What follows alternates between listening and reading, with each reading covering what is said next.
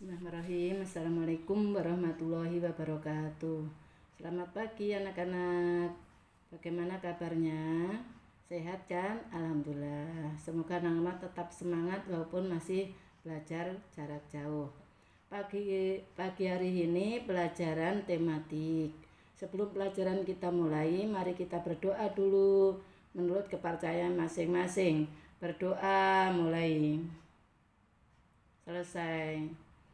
Nah, anak-anakku sekalian, pembelajaran hari ini yaitu tema 2, persatuan dalam perbedaan, subtema 3, bersatu kita teguh, pembelajaran yang keempat.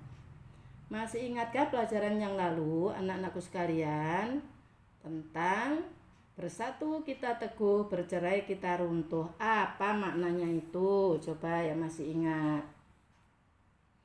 Maknanya adalah menyatukan berbagai unsur dan perbedaan yang ada menjadi satu kesatuan yang selaras atau serasi.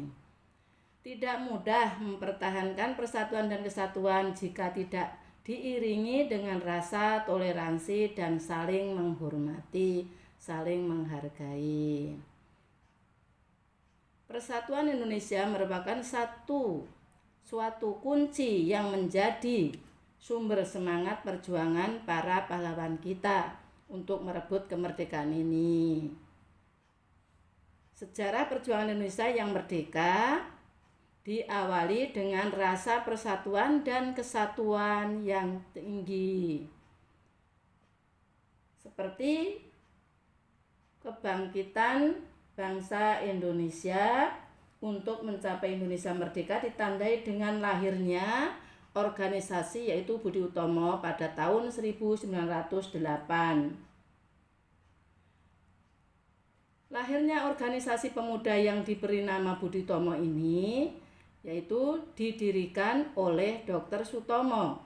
Ini menjadi awal gerakan untuk mencapai kemerdekaan Indonesia. Setelah organisasi Budi Utomo, banyak organisasi lain yang bermunculan yang memiliki tujuan yang sama, yaitu mencapai kemerdekaan Indonesia. Di antaranya, 1. Serikat Islam berdiri pada tahun 1911. 2. Indise Partai pada tahun 1911. Yang ketiga, organisasi Muhammadiyah berdiri pada tahun 1912. Yang keempat, Perhimpunan Indonesia pada tahun 1924.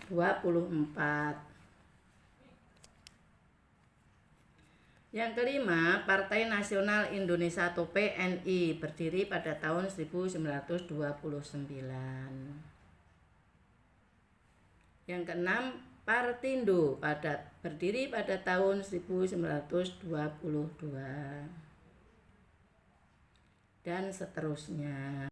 Nah, persatuan dan kesatuan merupakan sumber semangat dan motivasi kita untuk mencontoh para pahlawan kita dalam merebut kemerdekaan negara Indonesia ini. Sikap-sikap apa yang perlu kita tanamkan atau kita lakukan untuk mengisi kemerdekaan ini?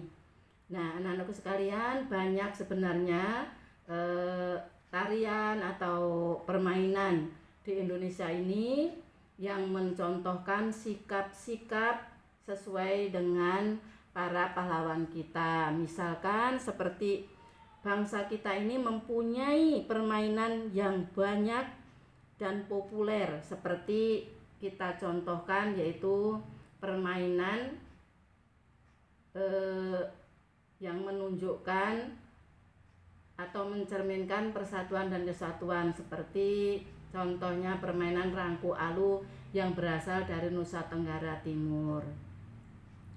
Permainan ini menggunakan batang bambu dan dimainkan oleh 4-6 orang.